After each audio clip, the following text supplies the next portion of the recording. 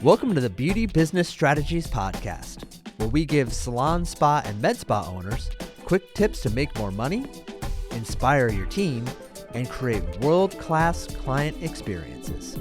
All right. Welcome, everybody, back to the Beauty Business Strategies Podcast. Again, my name is Michael Yost. Excited to be with you one more time for another great conversation. Again, these aren't interviews, these are conversations. And today we are joined by the awesome Paul and Tuscany Lubers. How are you guys? We are so excited to be here, Michael. Yeah, no, we are like fanboys or fangirls and boys, I guess. We're Of strategy. fangirls So and fanboys. yeah, just to hang out with you and chat and have a conversation. Yes, we're ready to do Exactly. it. I love it. I love it. And again, we are in the same way. For those listening in, it's been years of friendship and years of business camaraderie and things over the course of time. Just real quick before we get into it and we start fanboying and fangirling too much over one another, just to let everyone listening in that is not familiar with Paul and Tuscany, I will tell you this right now. You want to talk about influencers, you want to talk about a voice in the industry, in the beauty industry. We are definitely talking to two heavyweights, especially in the world of lashing. And I got to tell you, like I said, if you are not familiar with Lashcast podcast, and like I said, if I am correct, as we were talking a little bit in the pregame, would you say the largest lash conference in the world right now? Yeah, we're gonna did 500 last year. This year we're gonna double that. It looks like we're gonna have like 1,000 people come to it. We're just lash industry Exactly. It's only. awesome. Yeah. It's awesome. And so again, for those listening in, if you're picking up the fact that Paul and Tuscany are specific into the lash industry, but again, they are part of the beauty industry and got a lot of great insight in general and overall, and a lot of great things we're going to talk about today. Before we do, though, actually, I mean, we've kind of introduced you in a way, but Paul and Tuscany, you want to give any more little introduction about yourselves? Let's give you a little platform to do that. Yeah. Well, I've been doing lashes for a long time. 17 years. Yeah, an OG. Yeah, OG lash artist. Yeah. I still love it. I still lash every day. It is something that I'm super passionate about. Yeah. I love working with Paul. He's really the events part and keeps my creative energies focused. Otherwise, we really wouldn't have a We'd business. be building, as we say, dollhouses. Yeah. When that's not what we need to be building right now. I'm not. Basically, my job is I came in. We ran a salon for 13 years in the beauty industry, so we ran Integrity Lash. We were a strategies a client actually, and it was the company that changed everything for us. And we basically did that, and we loved running and being in this industry. I originally worked the film industry, jumped over. She was doing so much amazing work with Integrity. I decided I need to join her and go with the winning team. And that's so I did that, and then we closed our business 2019, just prior to COVID. Thank God for us, because I don't know, it would have been hard. I have so much empathy for those salon owners who stuck it out and just fought through that time. But then we moved more into the event stuff. We started our podcast, so we're helping lash artists primarily with our podcast, but it's really about business in general as well as some lashing. And then we also started our lash conference also in 2019. We've been doing that for 3 years, going our 4th year. And we do webinars, trainings around the country and all that. So yeah, it's been a blast. We love this kind of a new business that we've built in the last few years. It's really been fun because it's mainly just us two hanging out and working together.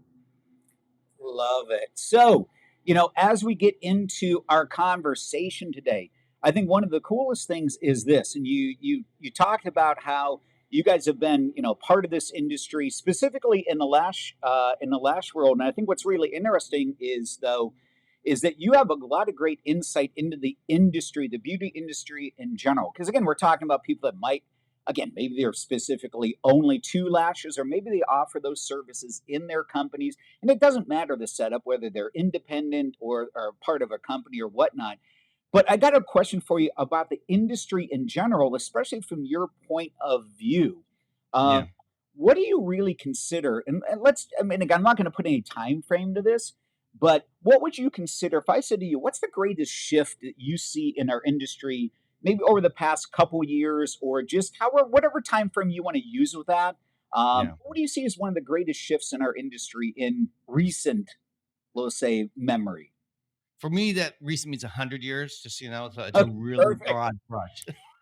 No, I mean, you want to talk about Well, I think the big one for us is really that we're in the aftermath of COVID right now, right? And that just scarred a lot of well, it people. was a huge disruptor. It Yeah. really changed immediately the way things, people had to make money. So people were at home, and this is always shifting, at least in this lash industry. I saw this shift begin to happen probably around 2016, 2017. I started seeing more and more people using influence from Instagram, podcasting, YouTube, all these different meat tools we now have to really leverage that if they're good at it, and throw their voice out there and be able to build followings and begin to monetize that in some ways. And there are certain people like Gary Vee that had huge influence in pushing that. A lot of people started finding him, and other social media gurus who really were like, you should build your business, stop working for other people. So we started seeing that trend like 5-6 years ago. But then COVID shows up and just pours gasoline on everything and just takes what maybe was going to take another 5-10 years, who knows how long. But it's just like overnight, everyone's like, I need to make money now, and I need to make money at home. I can no longer traditional beauty services, especially in like California, where we were shut down for like 8 months, could not do services. And even if you could, then you had to do it outside in a parking lot. So it was like Right. really pathetic. Like that was clean and sanitary. So anyhow, that said, we really seen people jump ahead of line. Like people usually used to be, right, you went to beauty school, you had to go and work in a salon, get trained, be Shampoo, yeah, sweep the floor. yeah, You had to apprentice. pay your You dues, had right? assist. Pay your dues, and then maybe you move up the chain, and eventually maybe you get to be a hairstylist, lead stylist.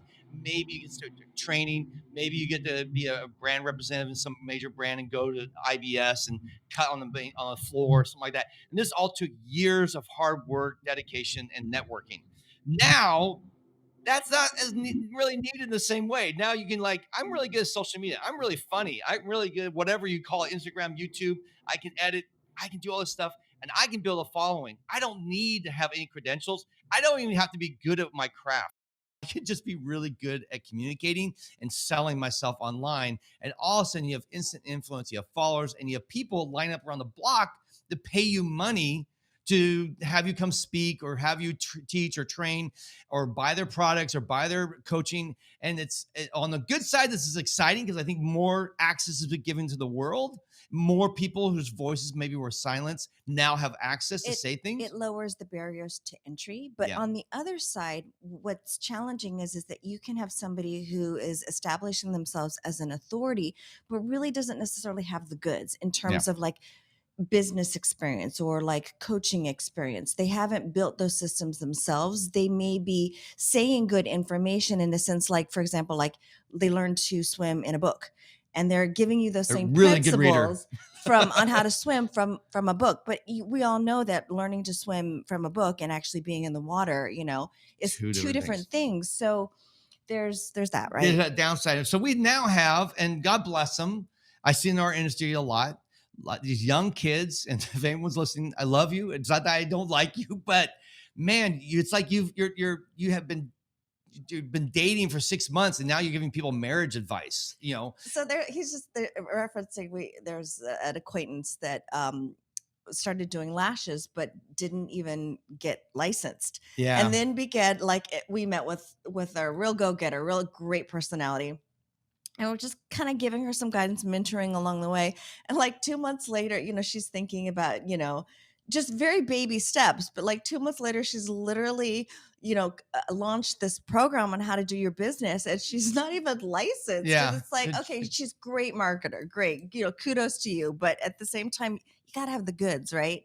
And that's problematic because now we have a lot of people and they're trying to make a living. I don't blame them, right? The COVID hits, they haven't made money, they've been broke, and they're just like trying to think outside the box. How can I make money again? I know I can coach, I can train, I can do these other things online, monetize, sell stuff. And so I get it. It's survival mode. We got to do what we got to do to survive. But I think that's a negative impact. It's going to hurt people who are following, listening, who are new to the industry and don't know better. They haven't seen someone like Michael from Strategies teaching things that have been tried and true for like 25 plus years. They're trying out someone who just got new on the block 6 months ago and was really good at Instagram and built a following. And while I think we can always learn from all people, I think there's always something you can learn. It doesn't matter where you are in your stage of life. I still feel like for the big things, you really want to make sure you're hitching your wagon to someone who's been down the road and done it before you, so that you at least have a little bit more surety. You're not wasting your time and money on just a whim or an idea or a cool, I guess, opportunity, but with no substance behind it. So I know that's a long answer, but hopefully that gives you, that's one of the things that we feel like has really seen a big shift in the last, few years. Right. No, I mean, I think that's a great answer. I mean, just because I think it does encapsulate extremely well what what the industry has gone through in all facets. It does not, that's not, that to me is everything you just kind of shared there. Is there's so much connection to every aspect of our industry, not exclusive to any one particular, area or person. So I think that's great, great insight that you just shared. So, speaking of, staying in our industry and kind of questioning around their industry is, you notice a lot of the changes. You've seen a lot of the shifts, especially in these last couple years. But right now, then, what do you think that as we look at our industry right now, where do you think our industry gets distracted and Mhm. with stuff that it really shouldn't be distracted by? There's always that shiny thing, right? There's always that like, ooh, shiny, and we waste time on these things. It's almost like, me watching TV where I'll just stop by someplace for a while and be like, next thing you know, look up and it's, 45 minutes later, I'm like, what am I even watching? Like, I don't even know what I'm like, why am I even here? Kind of thing. I Exactly. think our industry does similar things where it's like we get distracted by stuff that we think is really, really important, but the big picture is maybe not so much. What do you see our industry distracted by? I think there's two things that we were talking Yeah, about. and we're gonna sound like a broken record here. Like, Yeah. you're gonna think when we're done with this talk, like Paul and Tess hate social media. They hate Instagram. They hate all these people. By the way, that's how we make our living. It's like we're Right. really big with social media. We're really big with our podcasts. That's how we drive our dollars. So please hear us. That we're not bagging on it. It's the way it's being It's used. one facet of it. Yeah. And one way that I think that people get really distracted, and it's really hard because you can really be passionate about this, is personal causes or political affiliations or But using Instagram and social media and those tools to determine or to spout off your positions in the world, when you're building a business, not a political machine that's out there to change the world. Yes, I understand the younger generation. We're Gen Xers. I know that millennials really, they have a high value system. This is not a bad thing. They want to buy and support companies that they believe in, that really they can trust and want. And this might be just a general human thing, but it seems like the younger generation really, this is a much higher value than it was for older generations, and that's fine.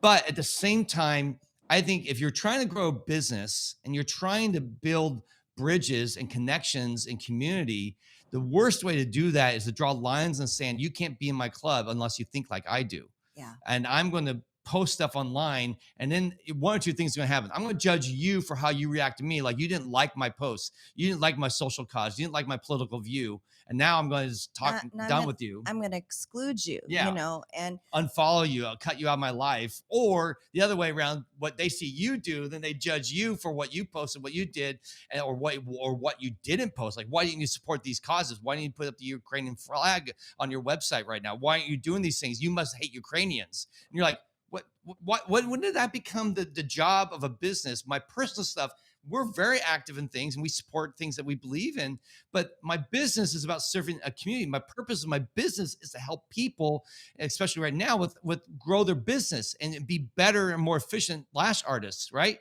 Not my job isn't to save Ukraine. I will do my things privately to help them, and by the way, when does this all end? I mean, I almost feel like every 6 months we have a new cause that everyone has to take up the flag, replace their logo with, and support. And if you don't, I mean, it's just a non-endless search for meaning, I think, like on almost purpose. Like, there must be something bigger than me. So I'll support these causes, which is true. But I don't think our business should be the way to do that. I think you personally do it. You believe, you pay, you support, you rally, you do all those things, and let your business focus on the one thing it needs to focus on, and that's growing, serving your community, and being profitable so you don't go out of business. And then you also have to go find a job somewhere else where maybe you don't have enough money to support the causes that you believe in. And you don't want to alienate people by drawing a line in the sand, because, if you're a lash artist, a makeup artist, a hairdresser, a med spa, whatever, when you say, draw a line in the sand, I mean, it doesn't matter, what political affiliation or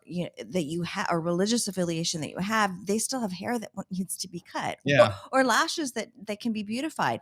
So it's like, by drawing that line in the sand, you're really saying, these are people. This is the kind of person that I will not work on, and I or I don't want in my business. And it's like, why would you do that? You're cutting half the country out of your business, right? All of a sudden, more than that, or more, depending on what your belief system is. And I think what's happening is we live in a world now where I think a lot more empathy. We need a lot more empathy for each other, and a lot more understanding, and a lot more conversations and grace for each other. Because if we don't have those for each other, then we are going to continue to divide farther and farther apart, and hate each other, and find reasons to demonize each other, and call each other Hitler, and all these horrible things. And then we're going to lose what we have.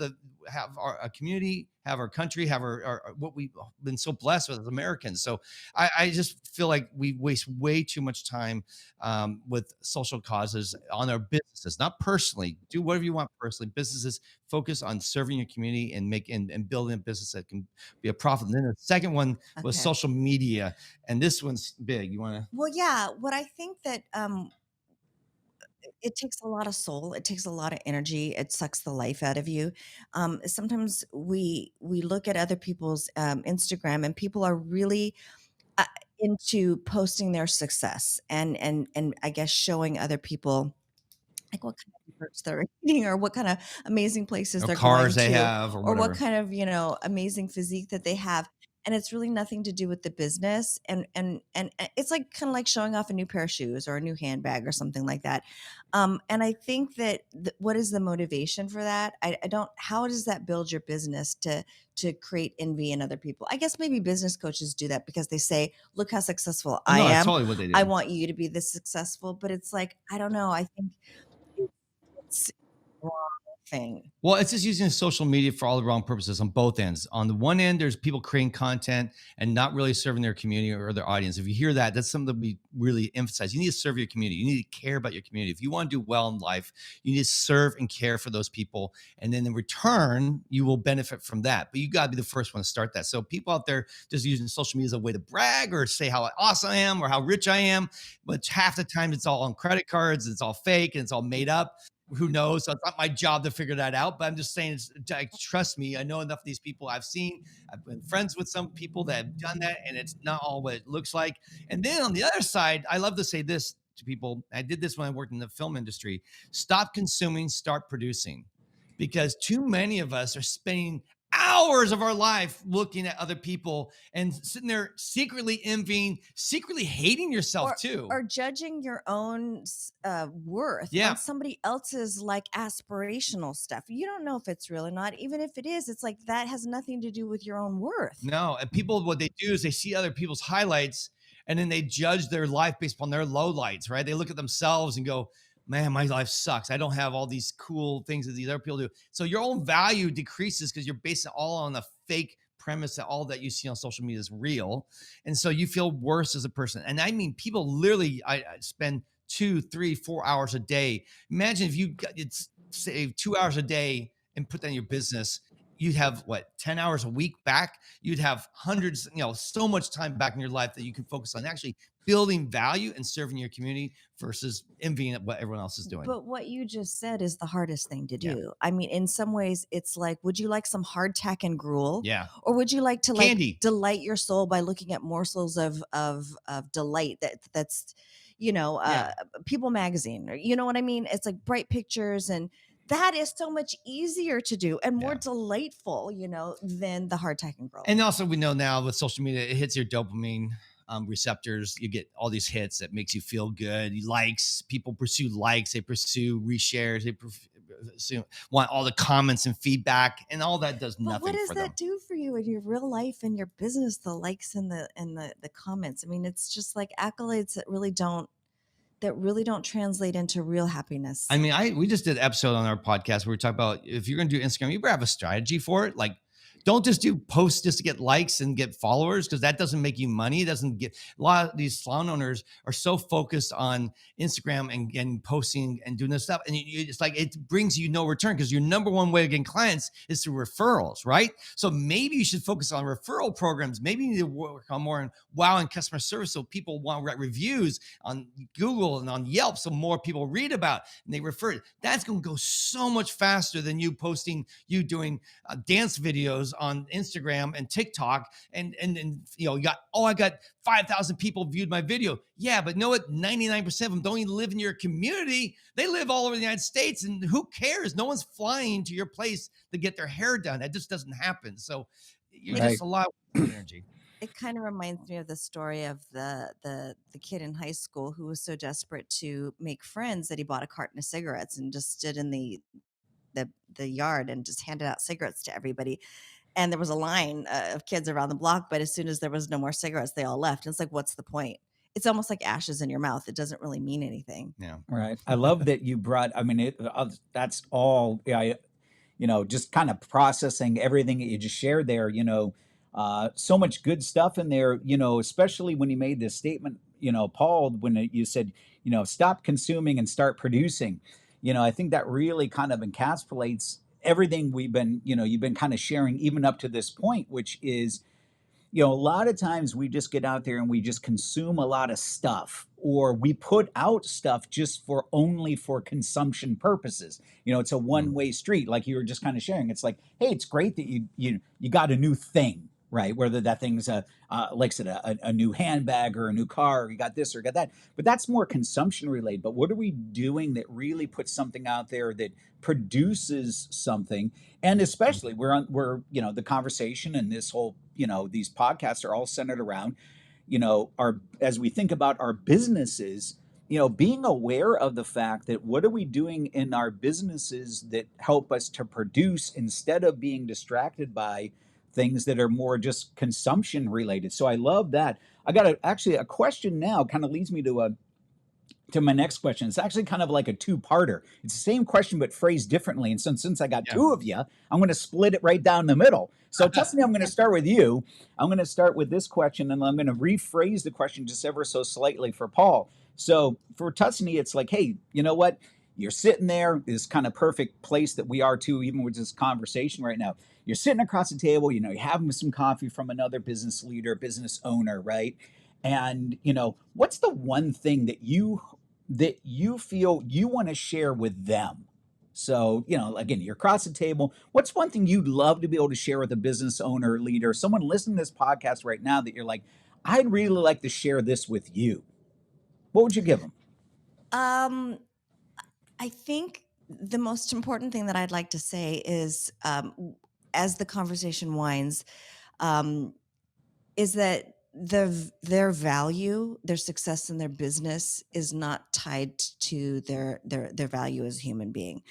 And it's easy for us, you know, as go-getters to really focus on the business and it becoming our identity. It's like how we introduce ourselves to people. It's like, you know, what do you do? I'm a business owner. This is, you know, I run this business, and it's really easy to think that that is who you are.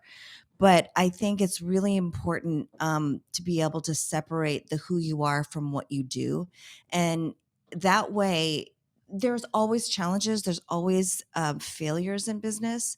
When those failures come, to be able to separate your identity from the business and to be able to still see your value in who you are is not tied to what you do. And I think that that's a hang up when people get into challenges, that it's almost like a hole or like a cave that you can't get out of when challenges come, because you think that it's just a confusion about identity. All right. That's great insight. I love the insight that you bring there, Tusney. So, Paul, the part two of the question is, and the way I'm going to just change it up is, all right, we're at that same table, right? We're having that same cup of coffee. Well, Tussin, you just shared the one thing, like, hey, what would you share with them? What's the one thing as you're sitting there that you hope they share with you? Yeah, I mean, for me, I think one of the things that's most interesting when if I get to talk to someone and learn, I love to hear people's stories, and I love to hear um, how they got to where they were, and because I know that in that journey, there's been ups and there've been Mhm. downs, there've been pains, there've been suffering, there's been difficulties, there's been amazing moments, highlights, and one of my favorite podcasts is How I Built This by Guy Raz. Guy Raz. Guy Raz. Inside joke. But anyhow, I love this podcast. If anyone's has not listened to it, it is the It's so most good. inspirational podcast for me, because you get to hear all these big movers and shakers, and you get to hear the worst The moments. failures. Oh my gosh. And that's what shapes us, right? Is these failures. Yeah. So I love to hear people's stories. Like, tell me how you got where you are today. And by the way, do not sugarcoat it. I don't want to know it's been great, everything's been easy, there's always a cakewalk, because I know we're human beings. That's not true. There's been low moments, because those are where I'm going to learn. That's how I'm going to see, how did you get through that? How did you shift? How did you change? Which mindsets did you have to work through? What financial craziness did you have to do magic almost to get things through and find a way to get there? That's the stuff I love to hear and see, and it helps me then encourage me to know that I'm not alone, that my struggle is not unique, and that there have been many people before me who have forged this through this fire and through this path. Through the failure. Yeah. And so for me, that's where I love getting that. And in fact, that's part of the reason why we love our podcast, because we get to talk to people, and not always, but sometimes we get to hear some of the horror stories, and that's always helpful, encouraging to our audience as well as to us. Yeah, it's just, again, I think that's just the idea that you're tapping into something that's real, there. You're just tapping into, again, because we can learn from so many different sources, whether it's, again, I can learn from some great success and I can pick out some nuggets there, but I can also learn from people when something didn't go the way that we had intended it, through some of those failure pieces as well. So I think that's fantastic. So as we start to kind of look at, I've got to actually, I'm looking down my list of kind of some pre-done questions in my mind that I want to ask and things like that. And, I'm never going to get to all of them for sure. Because we're just, again, this is already too good. We're going to have a part 2 to this. This is how eventually I'm going to get to your level, Paul and Tuscany, where I'm doing like a couple 100 podcasts. So someday I'll be able to say that same thing. But as we start to kind of look at this discussion so far, what's the one thing that, as you look, and I think this is kind of the perfect kind of question here, is we talked about things we're distracted with. We talked about the things that maybe we waste some time with. We sat down with that cup of coffee and said, here's what I hope someone shares with me. But now let's get ourselves a little bit forward thinking. And so, the question I want to follow with this is, all right, so as you see, trends, good and bad, happening in our industry, but as you see things, what does excite you most about, let's say, the next 12 months ahead, next 12 to 24 months in the future? What excites you most about the I'll call it the near future? Yeah. Mm-hmm. I think right now, and this is the flip coin of what we were saying earlier, is because of social media, more people are connected and really communicating with each other than ever before, because of Zoom, because of all these tools that we have. And because of that, I think we're going to see more and more partnerships, more people finding ways to collaborate that who in the past couldn't, because, you guys are, East Coast, we're West Coast, which we're better. But that said, it's just one of those things that was really, I caught that, by the way, Paul. Oh, you did? You did catch that? Yeah, I caught that.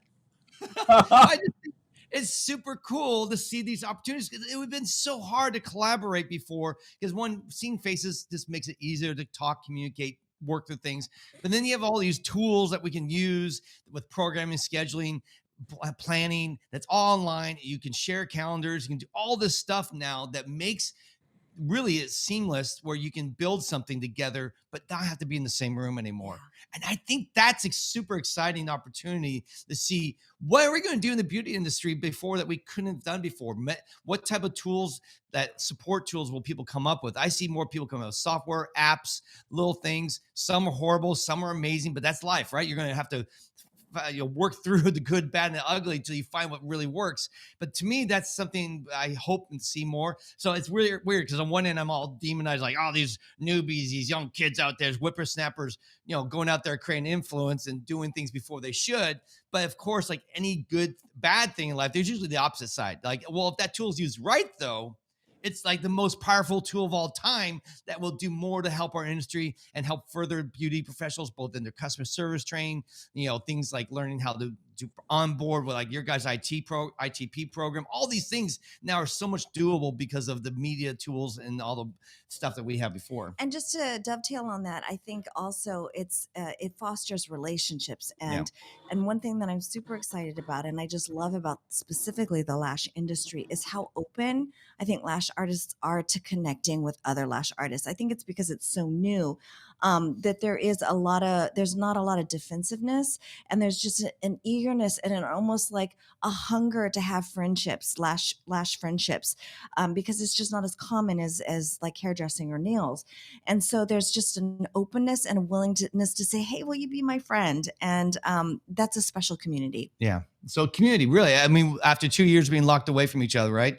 Now, I think really a big push is for that. And now using these tools that we really kind of were hyper grown, I guess you could say, in the pandemic. Now these tools can be used in really productive, helpful ways. So that's exciting. I mean, I mean, we've talked more in the last 2 years than we beforehand, just because of all the things that we have now. And it's just an exciting time for me, or us in the future. No, you're exactly right. I mean, it's that high collaboration. It's you mentioned it, I think, earlier, either in kind of some of the conversation that we're having before we officially started the recording. I can't remember where it was, but I know you made reference to the fact that, what's kind of happened over these past couple of years and going through COVID and all that was it accelerated a lot of areas. You mentioned the idea of online shopping. We were going there anyway. It just took something that you gave the great example. It took something that might have been 8 to 10 years away from us, and it compressed it into 2 years, and now we're there. We accelerated in a way. I think that same thing. I think that is one of the, while certainly what we just survived in the whole pandemic and where we are at this stage of the game with it and whatnot, is certainly puts us in a different place. But I think one of the positives that have come out of it is this idea of stronger collaboration. I think and again, the tools by which we can do that, we've all adapted to much quicker because we've had to. And I think that is very exciting for our industry and how we can interact and how we can reach people. That leads me to boy, I got a couple questions that I want to ask, and I'm just going, what do I want to say? So I'll start. I'll go with this one. As you think about these changes, as you start thinking about introduction of change, right? We're going to introduce some change. We're going to introduce some new things, and again, I'm interested to hear both of your perspectives on this. Because again, Tuscany, I know you do a lot of hands-on training. I know you do a lot of workshop type things.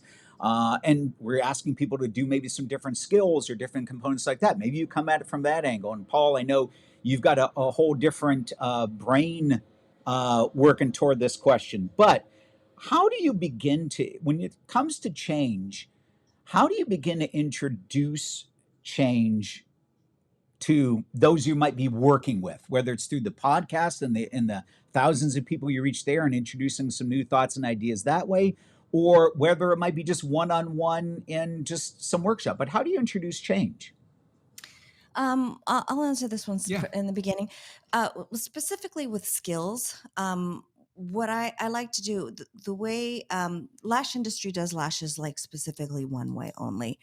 And I'm trying to completely change a paradigm. And in order to do that, I have to give a bird's eye view of a different perspective.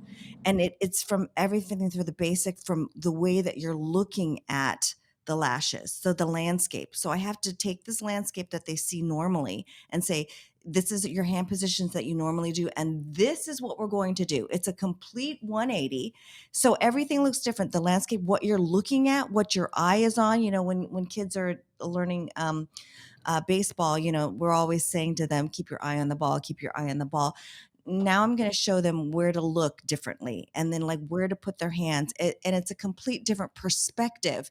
But you have to break it down piece by piece and show them that different perspective. So, and then you got to show them the benefits of it too.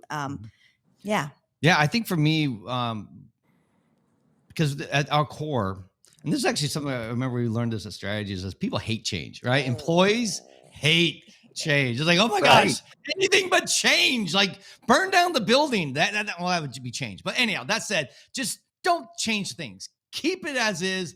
I'd rather have this horrible life that I don't like than the potential life that could be worse than that, right? So it's really a weird human nature thing. But that said, I always think for us, especially when we're teaching, trying to help people with their business and all that, I'm always like trying to find what's the pain point? Where are you suffering right now? Where is the worst thing in your life going on? And then you just really rub it in. You just rub salt on that wound, right? You just say, okay, you hate this about your salon. You hate this about your life, whatever it is. Let's say, all right, now I'm going to really shine a light on it. And we're going to say, what if you just, that never changes? What if that's permanent for the rest of your life? How miserable is that going to create for you? And they're going, well, that's going to be horrible. It's going to be, in fact, this is the thing I hate. I want it to go away. It's like, well, then, so what if you don't change it? But what if you did change it? What could the future be? And you start painting new scenarios. And then maybe some of those are bad, but maybe if they're not such a negative person, well, maybe some other ones are actually pretty good. And you begin to see the opportunities that are ahead of them. Like, okay, maybe if we just leave it as this is going to continue to be the worst thing in your life. So if we did pivot, if we did shift a little bit, and maybe with some coaching or some good input from some wise people but down the road before you, we can help change that trajectory and get you to a place that will bring at least some joy and some happiness, or at least where you can not hate it as much. And then all you need after that is like, okay, if you can win them over emotionally, because you're all dealing with the heart now. You're not really dealing with numbers and facts and systems and programs. This is like, these are heart issues, because unless their heart is in, unless they want to do it, unless there's a real drive inside, it's just you're going to slap a Band-Aid on and quit. There's just going to be no more. I don't care. I'm not going to try anymore because it's too much work. So you have to paint that new perspective. Yeah. And then once you do that, then you just show them the how. Like, okay, so now that you've gone here, you see how bad it is, you acknowledge that, and you see there is possibilities, you see pathways out of that. I'm here to help you, to show you how to get out of that. And then we can try it. By the way, it's a process. So it's not overnight. It's not just one size fits all. It's everyone has their own path, their own journey. So it may change, it may shift a little bit, but that's for me, how you get them there. Because unless you do that, unless people don't generally change, unless they just absolutely hate what they're doing. It's like, you always hear the term bottom out, right? Like alcoholics, you got to let them bottom out before they stop drinking, because until then they don't really see a need to do it. It's not, their life isn't that bad. They're managing, they're dealing with it. But if you let them bottom out, so that's why I think really focusing on the bad and the negative at first, and really almost like exploiting that, can hopefully bring in about that need in the heart to go, you're right, this sucks. I want to move on. I want to change. I want to do this. And then God willing to listen to, if we are the right person. We're not always the right person for everyone. But you hopefully you can then encourage them to go find the right person to get the help to make those changes in their life and move their business in the right direction. Love it. This has been a great conversation with you guys. I've really enjoyed this. And I know that those listening have also really enjoyed this. So we're going to have to do more of this for sure, because, man, like I said, I didn't get through half of my questions, and we could cover a lot more ground. But for today, we're going to leave it right here, because there's already so much good stuff in here to process and for all of us to take in. Before I let you guys go officially, because we're big fans, both personally and professionally, of you guys. But for those out there listening, if they want to hear a little bit more from you, and again, they're loving your voice and what you're about, give us what's the easiest way to connect with you guys and get more of your voice? Yeah, so we have a podcast called Lashcast. So you just type in Lashcast. We're on every major platform. We're at this point finally got everywhere. So you can just type that in on Google, or on, if you're listening on your phone, just look for your podcasting app that you're using. We're in there. So that's probably the best way. Otherwise, we have our Instagram at Lashcast, just at Lashcast. And we also have our conference called the Lash Conference. Super generic, but that's the only one we could get. Not everything we wanted was taken. So the Lash Conference. But the irony about the Lash Conference is that it's not about lashes. It's all about business. So if you want to learn more about that, go to lashconference.com and you can learn about that too. And otherwise, if you want to ever email us, you can email us. The best way is paul@lashcast.com. We answer our emails within 24 hours, generally speaking. Help people out. We're always here to support, especially the lash industry, but the greater beauty industry too. And that's probably the best way to reach us. Cool. All right. Well, this has been awesome. Again, appreciate your guys' time. We will certainly have more conversations in the future because, again, you guys have great insights and always interested in what you guys have to share. But with that being said, we will wrap up our time for the day. Again, thank you for all that are listening in. We will talk to you all soon. Have a great day. Thanks again for listening to the Beauty Business Strategies podcast. If you like this episode, be sure to hit follow, and please share the episode link with anyone who you think could benefit from today's content. To learn more about how strategies can help create more fun, profit, and growth potential for you, your company, and your team, we invite you to schedule a free 60-minute strategy session by clicking the direct link in the description of this episode. There you'll also find links to our wide array of coaching, seminar, and learning opportunities, all of which can be found at strategies.com.